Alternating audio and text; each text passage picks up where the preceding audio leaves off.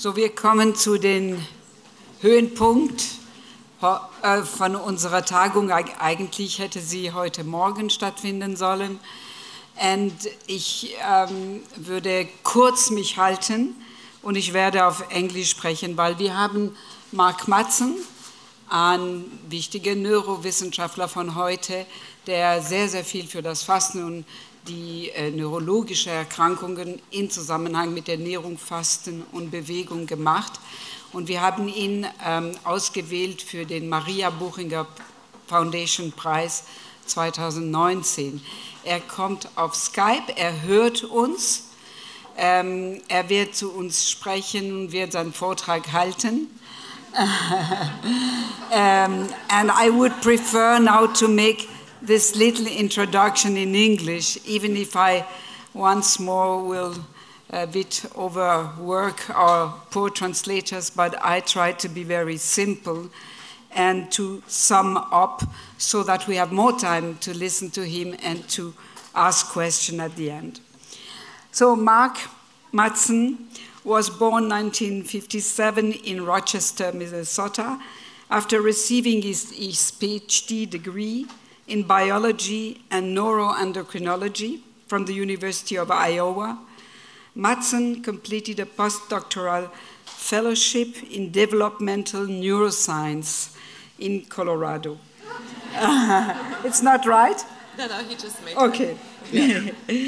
And worked later at the Center of Aging at the University of Kentucky, where he turned full professor. In 2000, he took the position of chief of the Laboratory of Neurosciences at the National Institute on Aging in Baltimore, where he led, I think he doesn't see us, we just see him, where he led... Yeah, he hears that laughing, he's saying. He led a multifaceted research team.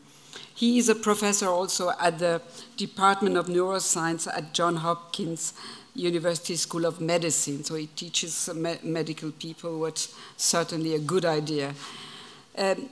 Mattson is considered a leader in the area of cellular and molecular mechanisms underlying neuronal plasticity and neurodegenerative disorders, and has made major contribution to understanding the pathogenesis of Alzheimer's disease, Parkinson's disease, amyotrophic lateral sclerosis, stroke, and other. And to their prevention and treatment, he participated very largely. He has published more than 900 peer-reviewed articles in leading journals and books, and has edited 10 books in the areas of neuronal signal transduction, neurodegenerative disorders, and mechanism of aging. He is, according to certain records, the most cited neuroscientist in the world. Mark, your discoveries of the mechanism by which intermittent fasting and exercise benefit brain and body health are being translated to disease prevention and treatment in humans.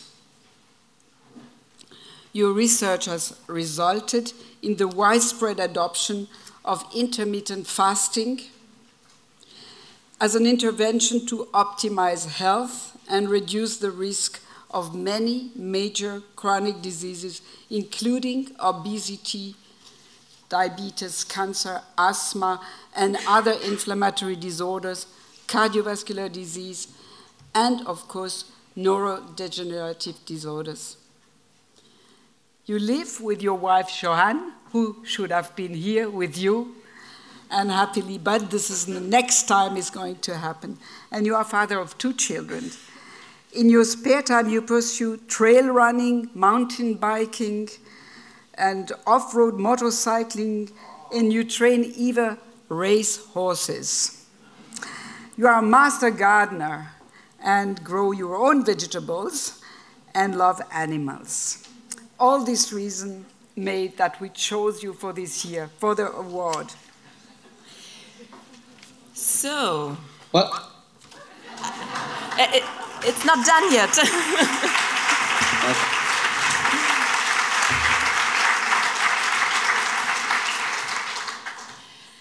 So, Mark, after Christine Uhlmann, Walter Longo, Heinz Fahner, Helmut Lützner, and 2 years ago, Yvonne Lemao, we from the Maria Buchinger Foundation are very, very honored to award this year Mark Mattson for the prize 2019 for your scientific achievements on how the brain and the body adapt to intermittent bioenergetic challenges like fasting does. Congratulations, Mark. Thank you very much. It's truly a great honor to receive this award. I wish I could be there. Unfortunately, I have I'm sorry? I have a tendon tear and was not able to travel. I understand the conference is going really well with a lot of integration of basic and clinical research, which is fantastic, and everybody learns something new from the conference rather than the same old thing. So hopefully in my talk I can teach you something new that you can apply in your research or clinical practice. I should say that very recently myself and a colleague, 𝗕𝗂𝗏, were invited to write a review article on intermittent fasting for the New England Journal of Medicine. So we think that finally these kinds of natural approaches are becoming recognized by the mainstream medicine. So I think, you know, after all your efforts for these decades at the Buchinger with long-term fasting, that really preceded the work we've done. And I'm really glad it's finally being recognized as very important. So anyway, I hope you enjoy my talk, and I look forward to questions afterwards. Thanks again for the award. It's really an honor. Okay, so I think I can hang up the phone now. Okay, can you hear me? Everybody hear me through the computer now? Yes. Okay. So I'm going to begin my talk as I often do recently with evolutionary perspective. Simply the notion that why it is the brain and body should be able to function well in the fasted state. Certainly animals and including our human ancestors, a main driver of their evolution was food scarcity and the ability to find and acquire food in food-sparse environments. And so, for example, my work on neuroscience, we think that the ability of animals to cooperate, for example, these wolves in the upper left surrounding a buffalo, individuals whose brains were able to communicate with other animals and work together to kill a prey that each individual animal could not kill alone survived. So anyway, and then in humans, all the early tools invented by humans were tools that had to do with acquiring or processing food. So I've made the case that even the higher functions of the human brain initially evolved under the pressure of food scarcity. Then unfortunately, nowadays people have continuous access to food. Obesity is a big problem in the US, including childhood obesity. And it turns out that domesticated dogs who have constant access to food, their brains are smaller than the brains of these wolves, even the same size animals. So constant food presence may promote shrinking of the brain. This slide simply shows individuals with 3 different eating patterns, and it shows blood glucose levels and ketone levels. This person in the upper panel is eating 3 meals a day plus an evening snack. So every time they eat, the glucose comes up, it comes back down, and so on. And with this eating pattern, yes, can you hear me? Oh, it's not sharing. Okay.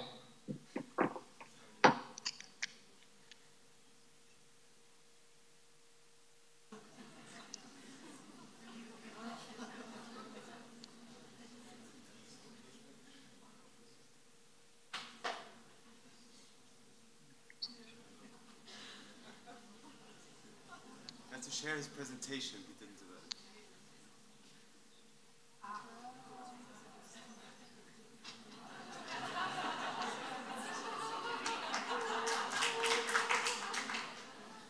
that. Okay, is it sharing now? Yeah. We don't see you now. Okay, I'm sorry. So this was my first slide, and the point is that food scarcity was a driver of evolution, including brain evolution. And this slide is showing that when people eat 3 meals a day plus snacks, this upper panel, every time they eat, glucose comes up and replenishes the glycogen stores in the liver. So this person with this eating pattern, unless they exercise vigorously, fats are never utilized, and therefore ketones may never be elevated. This middle panel shows someone who fasts for 1 day, this first day, and then eats 3 meals the second day. And you can see that after about 10, 12 hours or so, ketones start to rise because the liver glycogen has been depleted, fatty acids are released and converted to ketones. So this person is undergoing metabolic switching from glucose, then to ketones, and then back to glucose. This bottom panel is someone who consumes all their food within a 6-hour time window each day, and this is what I do personally every day. And so my ketones go up towards the end of this 18-hour fasting period, and I usually actually exercise towards the end of this fasting period, which further elevates the ketones. And we think this metabolic switching is important, as I'll talk about, because during the fasting period, cells in the body and brain respond by enhancing their ability to cope with stress, and also by upregulating autophagy to eliminate damaged molecules in mitochondria. And then during the feeding period, protein synthesis goes up and the cells can grow and become stronger. This is the biochemistry of the metabolic switching. Most of you know this already, so I won't spend much time, but with fasting and with vigorous exercise, particularly during the fasting period, glycogen in the liver is depleted, fatty acids are released into the blood, they go into the liver, they're converted to ketones, beta-hydroxybutyrate and acetoacetate. And then these ketones are actively transported from the blood into cells and tissues. So we focus on the brain and particularly nerve cells in the brain. So these ketones are actively transported into the nerve cells. They're metabolized to acetyl coenzyme A, which then can be used to generate ATP. We found in my lab and also another lab at New York University that this ketone, beta-hydroxybutyrate, also has a signaling function. It can stimulate the production of a neurotrophic factor called BDNF, brain-derived neurotrophic factor. And I'll talk about this soon.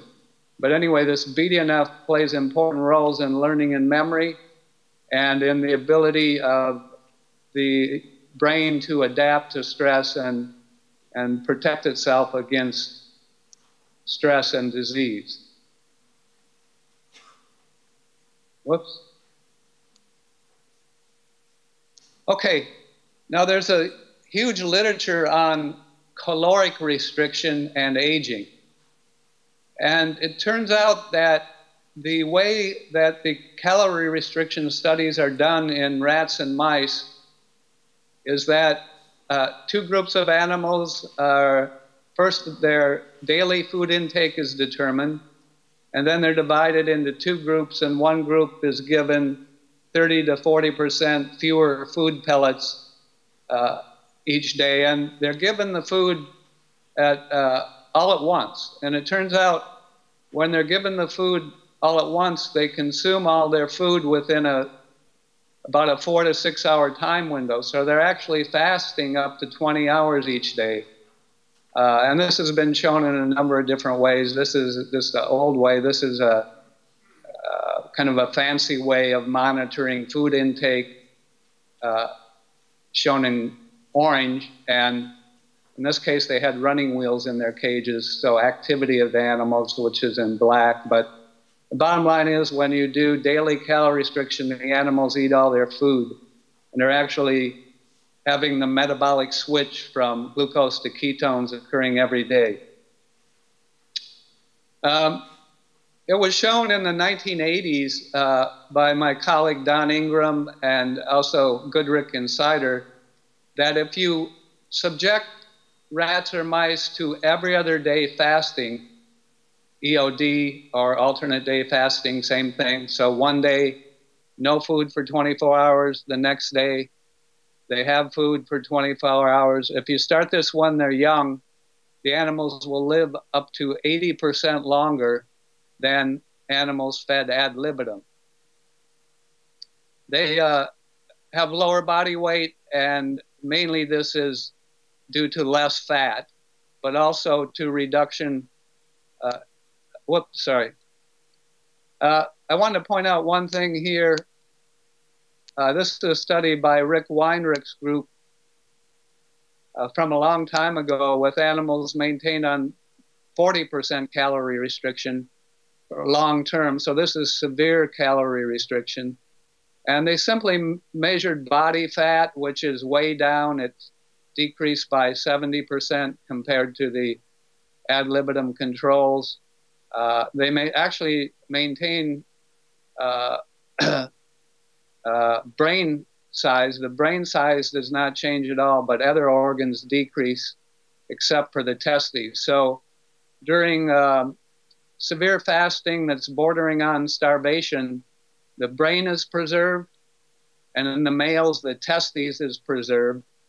And one interpretation of this is that they need the brain to figure out how to find females that they can inseminate and pass their genes on before they die of starvation. So that's just a potential explanation from an evolutionary perspective. We found in, and published in 2003, that C57 black 6 mice, when we maintain them on alternate day fasting, every other day intermittent fasting, these particular animals, on the day they have food, they eat almost twice as much food as they would normally eat. So their overall food intake is only a little bit less than the animals fed every day. And they gain body weight almost as much as the ad lib fed controls. However, their glucose levels and insulin levels are much lower than ad libitum animals, so they have improved insulin sensitivity, and they have elevation of ketones, particularly on the fasting days. So they're undergoing metabolic switching. So I just put this slide in. I'm going to start talking about the brain in a little more detail now and what's happening at the level of nerve cells and the molecular signaling pathways in nerve cells. But I wanted to briefly point out from a standpoint of human brain evolution that the human size of the human brain increased during a time period where the humans were figuring out how to invent tools, and they're actually switching somewhat to meat eating, and even discovering that they can control fire and use it for various things, to keep warm, but also to cook. Okay, so what's happening in the brain with intermittent fasting? Alexis Stranahan, who's a former graduate student in my laboratory, she did a study where she took diabetic mice. These are leptin receptor mutant mice, so-called DB mice. As you remember, leptin is a hormone that's released into the blood after you eat a meal, and it acts on cells in your hypothalamus in your brain to tell you you're full, you've eaten enough, stop eating. So these mice do not get the stop eating signal, and they overeat and become obese. So what Alexis did is she divided the animals into 4 different groups shown here: ad libitum feeding, sedentary; ad libitum feeding, running wheels in their cages; daily 30% or 40% calorie restriction, sedentary. And remember, with this daily calorie restriction, the animals are actually eating all their food within a 4 to 6 hour time window, so they're having the metabolic switching occur every day, which we've documented. And then finally, she had a group with daily time-restricted feeding and running wheels. She let them go for 3 months. She took out 1 hippocampus from the animals. This is a brain slice. This colored structure here is the hippocampus. It's critical for learning and memory. Nerve cells degenerate in this brain region in Alzheimer's disease and also in severe epilepsy. And what she did is she looked at individual synapses. This is 1 dendrite of a nerve cell in this brain region of the hippocampus. And so this is a dendrite here, and these perpendicular projections are called dendritic spines. These are synapses. And so what she did on the upper right, this graph, she counted the number of synapses on these nerve cells in the hippocampus and found that both the daily time-restricted feeding and the running increased the number of synapses, and the combination of daily short-term fasting and running, you got an additive effect. This is wild-type mice here, so normal mice. This is the diabetic mice. They have fewer synapses, but nevertheless, the daily food restriction and the running were able to increase the number of synapses significantly. Then what Alexis did, she took the other hippocampus, so the brain is a bilateral structure just like the body, and in this hippocampus she measured levels of BDNF, this protein that we'd previously shown has increased in the brain in response to intermittent fasting and exercise, and as expected, both the intermittent fasting and exercise increased BDNF levels. Okay, it turns out that BHB, beta-hydroxybutyrate, a ketone generated with fasting, we found that it stimulates the expression of the gene encoding BDNF in cultured neurons.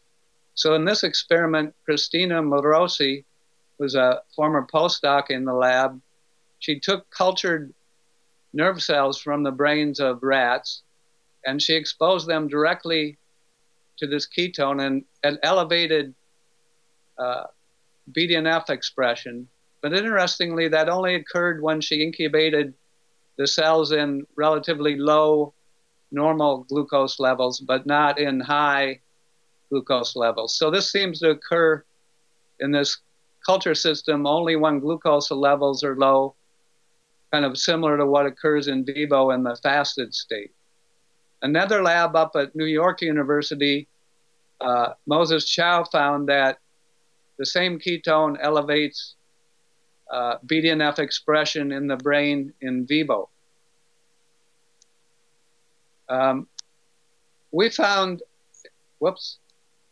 in another study, which I won't show you the data, that BDNF stimulates an increase in the number of mitochondria in individual nerve cells. We did this by knocking out expression of a gene called PGC1-alpha that's a critical regulator of mitochondrial biogenesis, the production of new healthy mitochondria. So when we knock this gene out in cultured neurons, BDNF is no longer able to promote the formation of new synapses in these neurons. So we published that in this paper.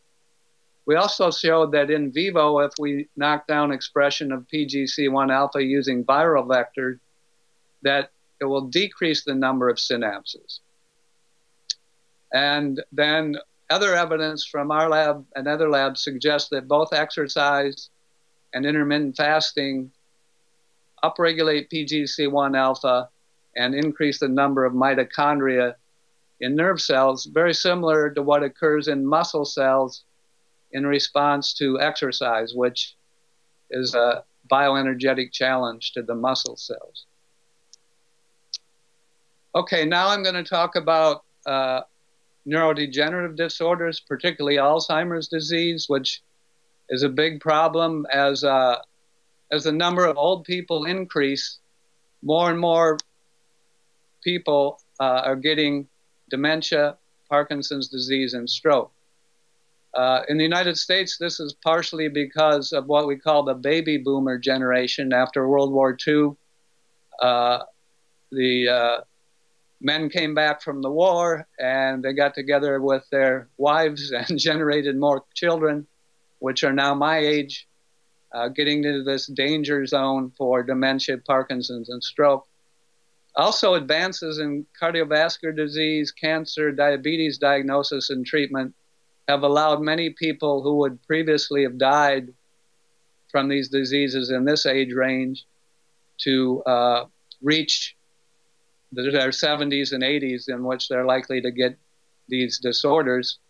Unfortunately, there's no effective treatments for any of these diseases with regards to slowing down the progression of the disease. Okay, so back in the 1990s, a number of postdocs in my lab at University of Kentucky asked a simple question. If we maintain rats or mice on alternate day fasting, intermittent fasting diet, will the nerve cells in their brains be more resistant to degenerating in animal models that are relevant to Alzheimer's disease, Parkinson's disease, Huntington's disease, and stroke?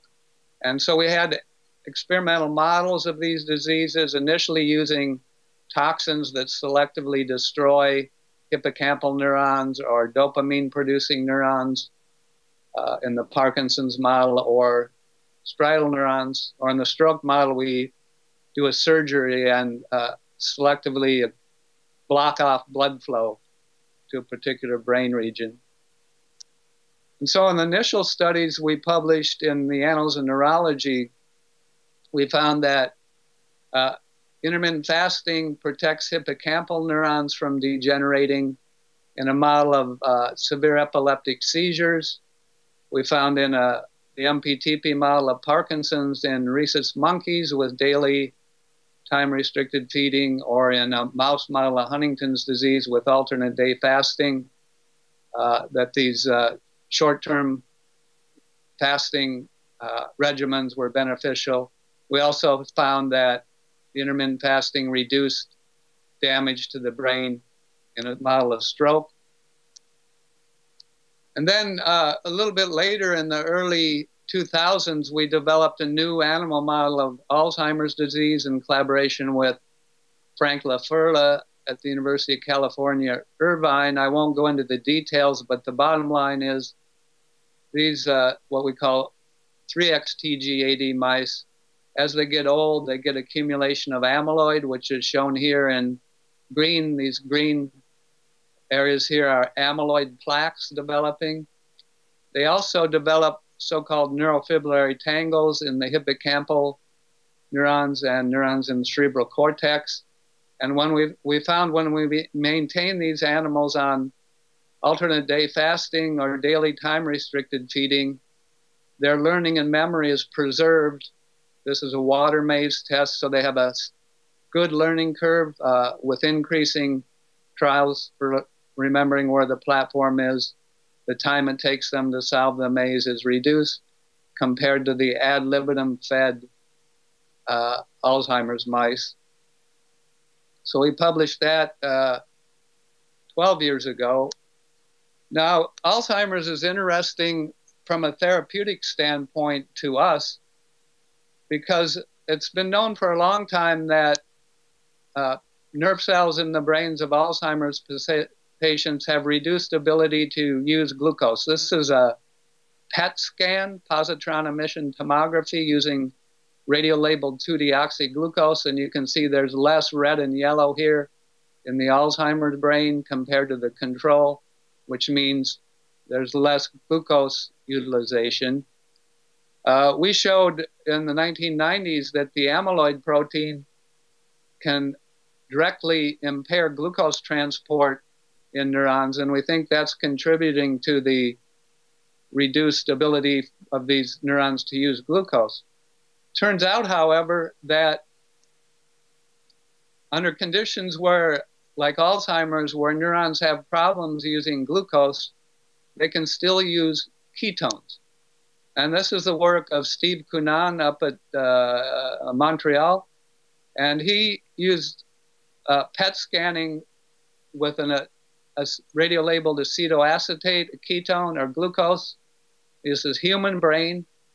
So what happens is when he puts these subjects on a ketogenic diet, so they have no carbohydrates in their food, the nerve cells are using ketones compared to the subjects on a carbohydrate-containing diet. And simultaneously, there's a reduction in glucose utilization. And in fact, there's a essentially perfect linear relationship between plasma glucose and the ability of nerve cells to use plasma ketones, and the ability of the nerve cells in the brain to use ketones. We found that not only intermittent fasting, but giving the animals a ketone ester, which is beta-hydroxybutyrate, the same mouse model of Alzheimer's disease, we found the ketone ester ameliorated their learning and memory deficit and lessened the amyloid and as shown here, tau pathology. We also found that boosting NAD levels, which is an important molecule for the function of sirtuins, for example, which we and others think play an important role in protecting cells against aging. In this recent PNAS paper, we found in collaboration with Will Bohr that if we give these Alzheimer's mice nicotinamide riboside, it ameliorates their learning and memory deficit and preserves their synaptic function. Interestingly, we also found that these Alzheimer's mice have an anxiety-like behavior that can be lessened with either ketone ester, which we found in this paper here, and as I'll show you more recently in a paper that just came out in Nature Communications, we found that alternate day fasting does a similar thing. I'm going to skip ahead here. How am I doing on time? Are you there? Someone there to tell me how much time I have left? No? Okay.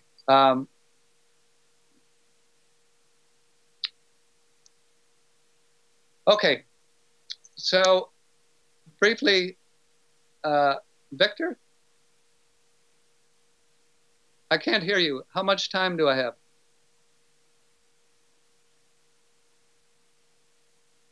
Okay. I will briefly talk, so I mentioned NAD in my previous slide. One of the enzymes that's supported or bolstered by NAD is in the mitochondria. It's called SIRT3. It's a deacetylase. It removes acetyl groups from lysines of proteins. So that post-translational modification, similar to phosphorylation, is very important in regulating activity of many proteins. It turns out that two of the proteins that are deacetylated by SIRT3 are superoxide dismutase 2, the most important antioxidant enzyme in cells, and cyclophilin D, which is a protein involved in forming pores in the membrane of mitochondria during a process called apoptosis, or programmed cell death. Deacetylation of SLD2 increases its enzyme activity. Deacetylation of cyclophilin D protects cells against apoptosis.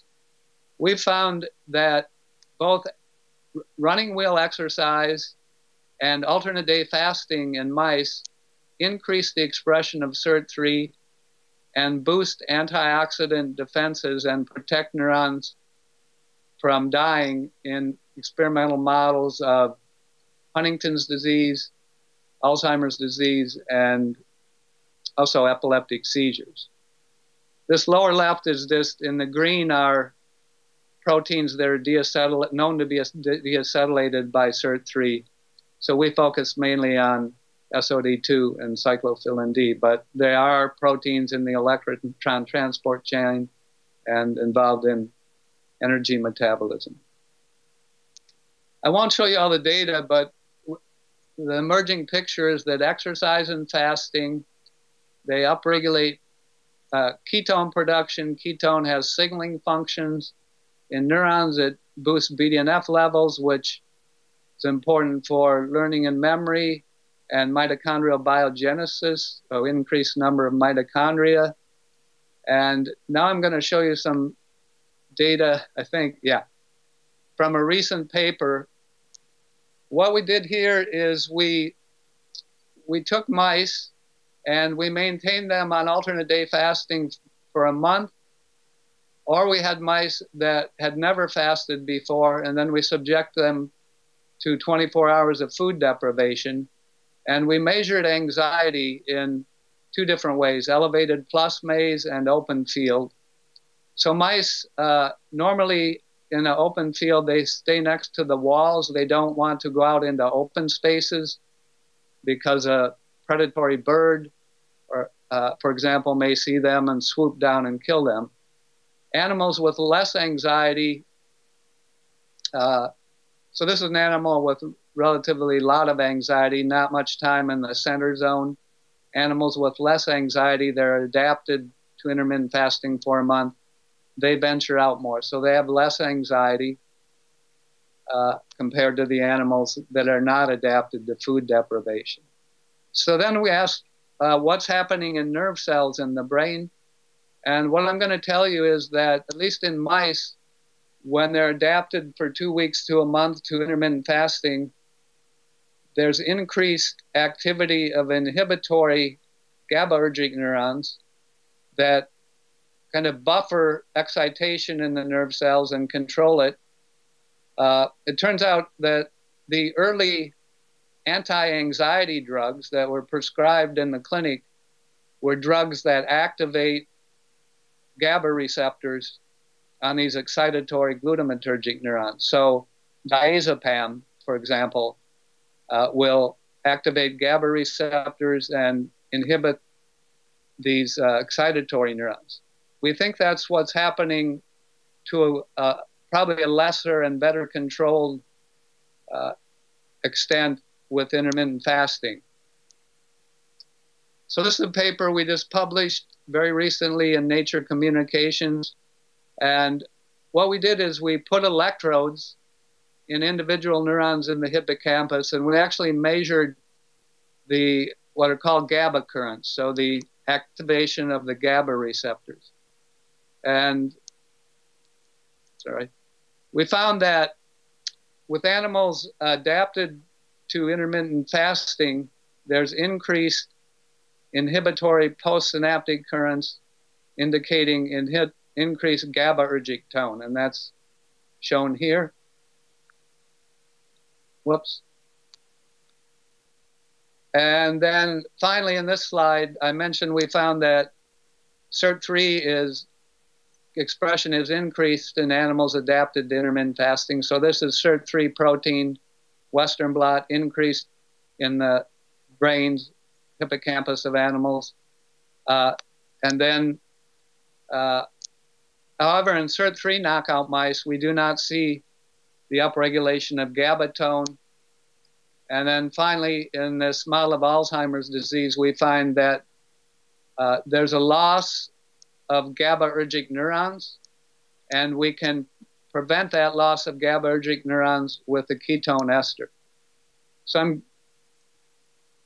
so this is the working model. This is a schematic that will be in the New England Journal of Medicine article I mentioned. We think this metabolic switching may optimize health by both increasing stress resistance of cells through pathways activated during the fasting phase and enhancing growth and plasticity of cells during the recovery, the feeding phase. And this may protect against injury and disease. So if I can take 10 more minutes, I want to talk about human studies. So back in mid-2000s, we started collaborating on human studies where we did either every other day the subjects would eat only 600 calories, or 2 days a week the animals, or the humans, would eat only 600 calories. And eating only 600 calories on one day, it's not enough to sustain glycogen stores in the liver. So the subjects, as I'll show you, are undergoing the metabolic switch on the days that they're not eating much. So we did this asthma study where we found that every other day time-restricted feeding will improve their asthma symptoms and lessen airway inflammation and systemic inflammation. Then we did a couple studies with Michelle Harvey at University of Manchester, which really kind of led to the popularization of intermittent fasting, because in these studies, which was these women, overweight women, we had them 2 days a week, eat only 600 calories, 2 consecutive days. Over 6 months, they lost weight, particularly abdominal fat. They improved their insulin sensitivity. And then a producer for the BBC did a documentary on this and wrote a book. So it got popular in the UK and kind of spread to the United States. So I'm going to show you quickly some of the data. This is from the asthma study. So their asthma symptoms improved actually early, beginning within 2 weeks. Their body weight decreased over 2 months. Their mood increased as they lost weight. Their airway resistance decreased, so they had better airflow in their lungs. And then when we measured, for example, leptin levels were down on the time-restricted feeding days and then back up on the ad libitum feeding days. Ketones were up on the time-restricted feeding days and then back down on the ad lib days. We found that, markers of oxidative stress and inflammation were reduced. And, okay, I'm going to skip. Okay, so anyway, there's been many books published on these short-term metabolic switching approaches, either every other day, 5-2, or daily time-restricted feeding, for example, 8-hour diet. So following up on our studies that began in the 1990s with these short-term intermittent fasting, as you know, Walter Longo, Sachin Panda, Krista Verde, and my colleague Rafa DeCabo, who I collaborate with a lot now, picked up on this, and there's a lot of insight into what's going on in various tissues that seems to protect against disease. And in general, what happens is the metabolic switching will increase autophagy, decrease mTOR during the fasting, but then upregulation of mitochondrial biogenesis, increased stress resistance. And then in the brain, which we've worked on, there are changes that occur that enhance synaptic plasticity and learning and memory. I also put in a few slides about our work on the heart, which you might be interested in. We find that animals adapted to alternate day fasting, there's a reduction in resting heart rate and blood pressure. There's increased heart rate variability because there's increased parasympathetic tone, which is similar to what's seen with endurance athletes. And we think what's happening is that these neurons in the brainstem, in a BDNF-dependent manner, are increasing production and release of acetylcholine. So that's good for the heart. It's also good for the brain. We found that alternate day fasting in a model of myocardial infarction reduces damage to the heart. Luigi Fontana at WashU found that daily calorie restriction in humans can lead to similar effects in, for example, reducing resting heart rate, increasing heart rate variability. So the animal studies seem to bear out in humans. We have unpublished data where we did microarray analysis of the heart and proteomics. And one pathway we found is upregulated is a cyclic GMP pathway, which is the same pathway that's upregulated by Viagra and other drugs that improve relaxation and adaptation of blood vessels in the heart.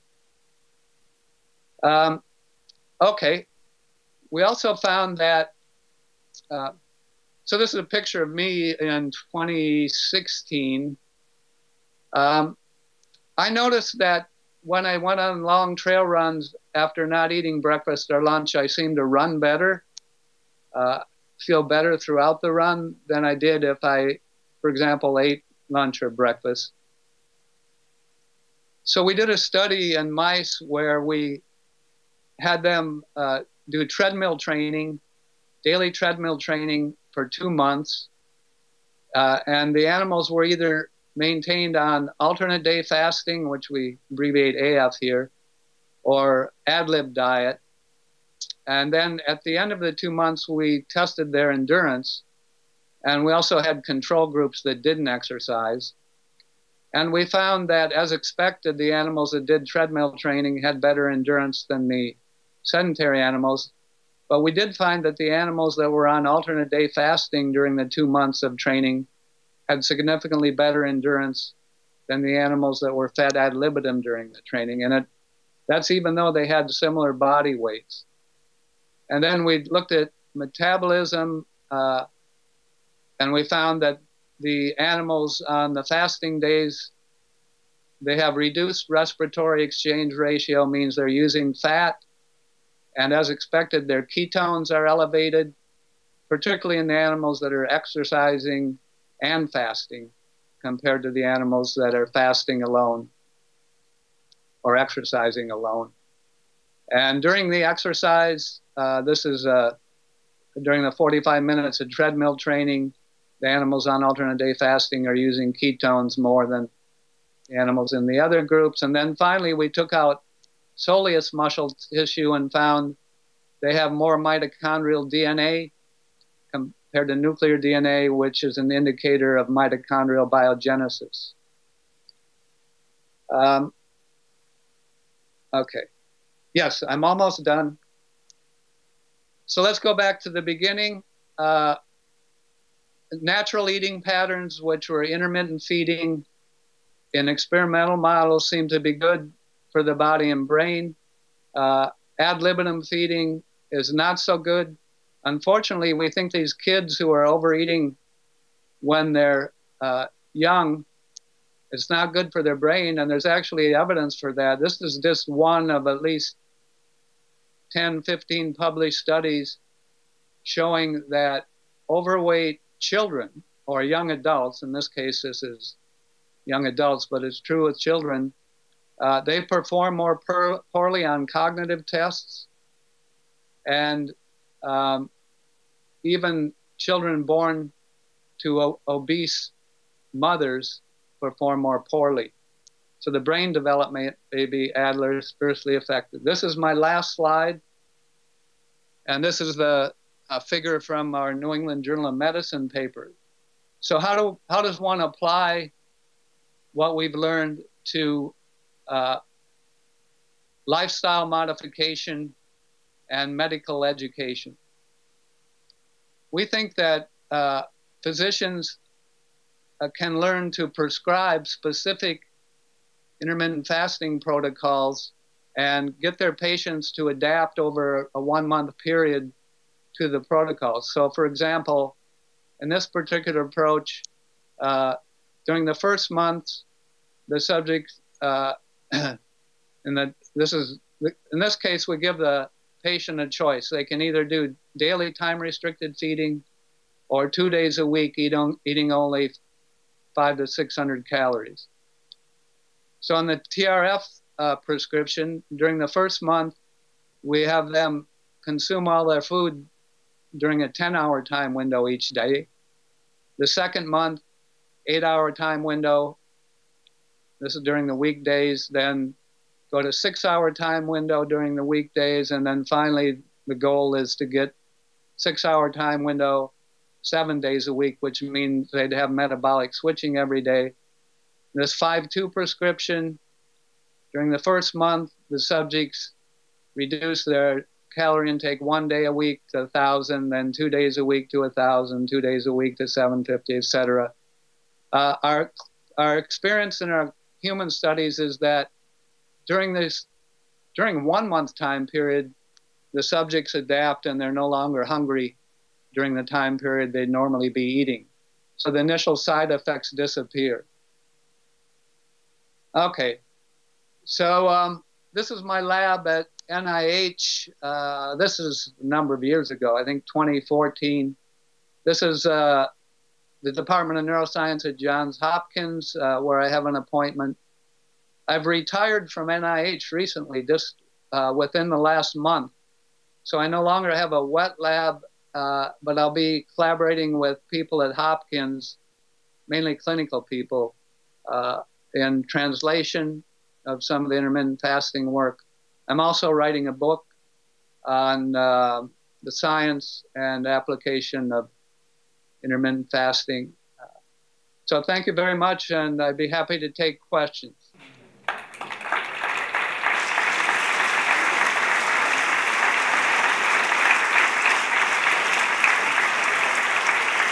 Hello?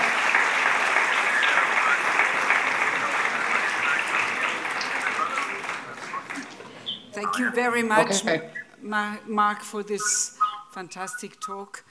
And we have gathered some questions that our colleague Andreas Michalsen, that you might know already from Berlin Charité, will ask you in our name. And then Jay Mitchell will also ask some questions to you. So we try to speak in 2 microphones. Yeah, hi, Mark, this is Andreas. Yeah, we have a few questions, and one deals about the role of the gut microbiome. There were recent data showing that gut microbiota transfer can modulate multiple sclerosis in mouse models, or that maybe morbus Parkinson is caused by alpha-synuclein protein transfer via the nervus vagus to the brain. So what do you think, what is the link or the interaction between the brain-gut axis and fasting? That's an excellent question. You know, I briefly talked about our work on the effects of intermittent fasting on the heart. And there we have evidence that there's enhanced parasympathetic nervous system activity. And as you know, the parasympathetic nervous system innervates the gut and it enhances motility. Parkinson's patients, and even during normal aging, have problem with gut motility. Constipation, for example, is common in Parkinson's patients. So one way the brain could affect the gut is simply through the autonomic nervous system to enhance parasympathetic tone. I'm not sure exactly how that would affect the gut microbiome. My understanding is there is evidence that people who get chronic constipation have a less healthy bacteria in their gut than people who do not. It's also possible there's other mechanisms that have yet to be defined, for example, through the hypothalamic pituitary hormonal system. Yeah, okay. So thank you for that answer, and switch to the next question. You talked about time-restricted feeding, and in the New England Journal paper in press, we saw that you aim for eating window of maybe 6 hours. On the other hand, in the clinicians, they are sometimes concerned that patients with diabetes or obesity should not skip breakfast, because this might have bad effects on insulin sensitivity. So do you think this advice for 6 hours is applicable for all people, also for patients with obesity and diabetes? And do you think there is a difference between skipping breakfast or canceling dinner? What would be your preferred suggestion? Yeah, that's a difficult question to answer, mainly because we don't have data, and I'm not aware of any published data where someone has directly compared daily time-restricted feeding to, for example, 5-2 or alternate day approach. And but I would say in overweight people, for sure, if they can switch their eating pattern to either daily time-restricted feeding or, for example, 5-2, and that enables them to lose abdominal fat and improve their insulin sensitivity, then either is better than where they were to begin with. This also leads to the related question of what about normal weight individuals? And my educated guess is that normal, healthy individuals who have been eating 3 meals a day plus snacks can still have some benefits of switching to intermittent metabolic switching, like daily time-restricted feeding or 5-2. And we have evidence of this from animals, but there's fewer studies in humans. Okay, yeah. Dinner and breakfast. So, thanks for that answer. And, yeah, but I think that. And a more practical question. You mentioned that you are running in the fasting state, and so we were wondering if endurance exercise and fasting is combined, if there might be a risk of hypoglycemia, of hypoglycemia. That's an excellent question. Maybe in some people, in most people, I think not.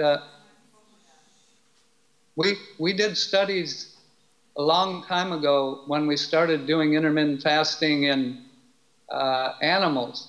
And of course, we did glucose tolerance tests.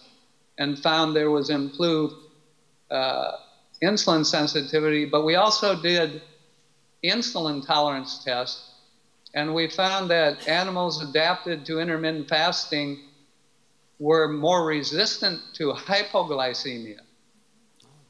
And you may again go back to the image of the animal who was not eaten for 2 weeks, chasing its prey, you know, in the wild.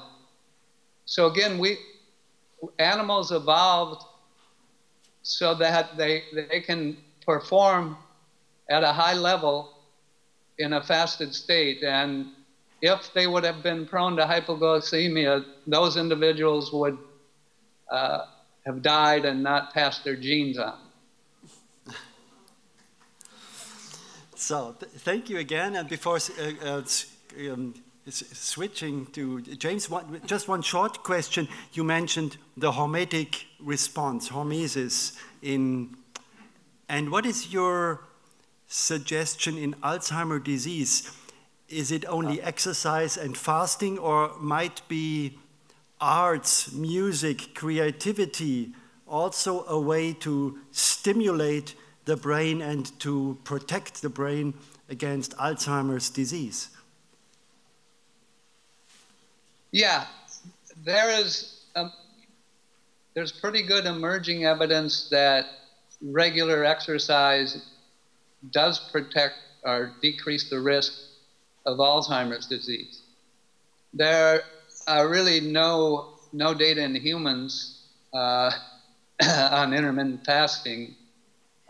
The animal studies are consistent with both being protective through overlapping mechanisms. And certainly exercise and fasting stimulate the brain in a number of ways, not just through metabolism, but also increases in activity in certain nerve cell circuits, which can be beneficial. And then the third thing besides exercise and moderation in energy intake is keeping the brain intellectually challenged, like we're doing right now. There's quite a bit of evidence that keeping your mind active and thinking deeply about critical issues is good. Thanks.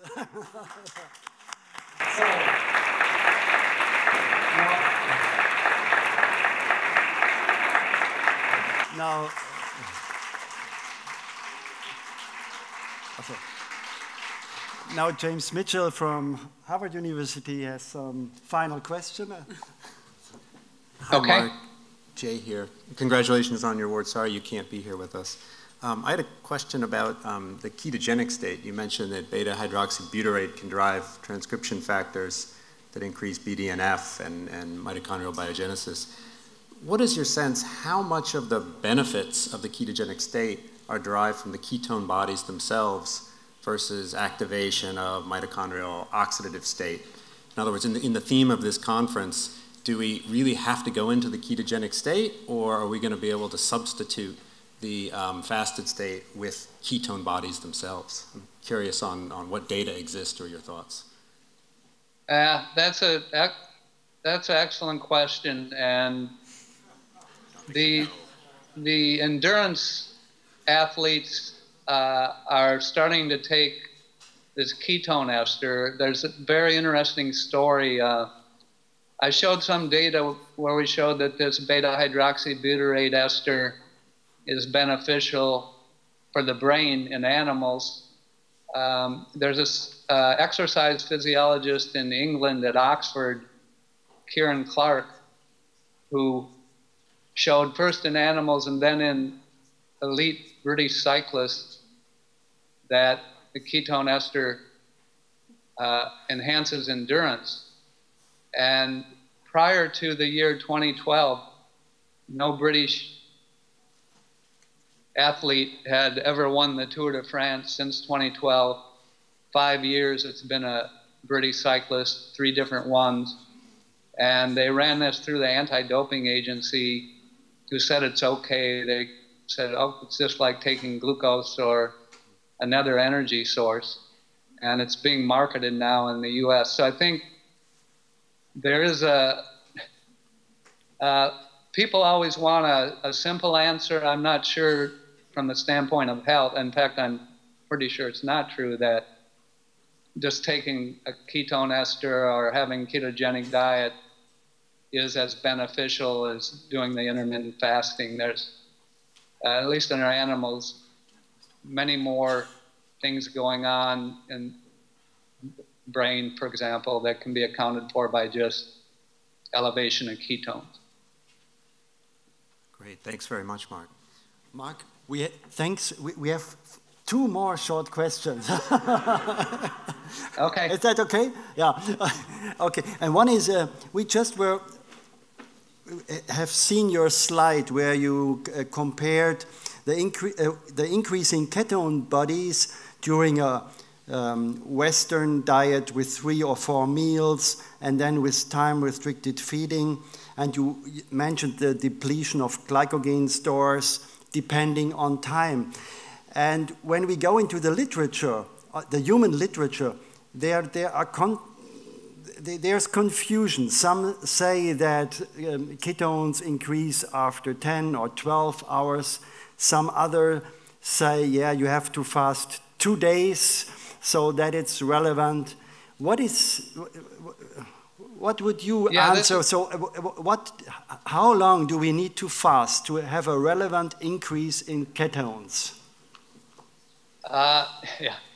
So my interpretation of the literature on the time course of change in ketones following the onset of fasting is that there's initially a small increase that occurs within 10, 12 hours, going from well below 100 micromolar up to, say, 300 micromolar. But then it kind of stays at that elevated but relatively low level for another 12 hours or more. And then there's a second, much larger increase where the levels go up into the millimolar range. You know, I can't really say whether that initial increase is or is not sufficient to improve various health indicators and so on. But we do know that we see with animals with daily time-restricted feeding, you know, where they're only fasting 16 hours a day, there's quite remarkable health benefits. Now you could make the case that that may not translate directly to humans from the standpoint of time course, and that would be valid. So I guess the bottom line is more work needs to be done, and people need to be measuring ketones in more studies. There are so many published studies on intermittent fasting in humans where ketones aren't even measured.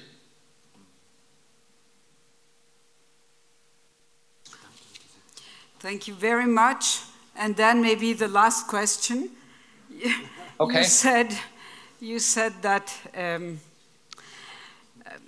challenging thinking is good for the brain. What about meditation, which is exactly the opposite? Francois, I have trouble understanding. Repeat that. You said that challenging thinking was very good for the brain. And my question is meditation, which is stopping the thinking process, also good for the brain? Yeah, I'm not an expert on meditation, but there is a large literature suggesting that it is beneficial for the brain. You know, and it's not clear why. There have been functional brain imaging studies that show there's changes in neural network activity between the prefrontal cortex and the hippocampus, and these circuits are very important for learning and memory and decision making. You know, we haven't yet figured out how to get our rats and mice to meditate. You know, we try to show them how to do it, but they don't seem to understand.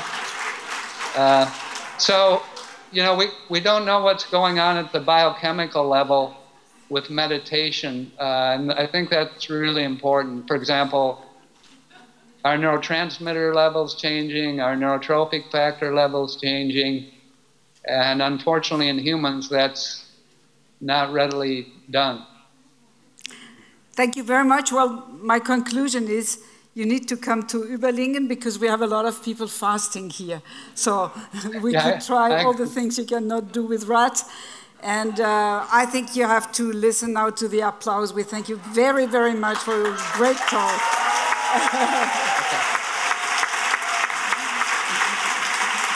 Thanks, François.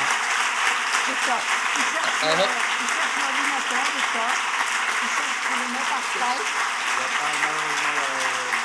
Okay, stay cool.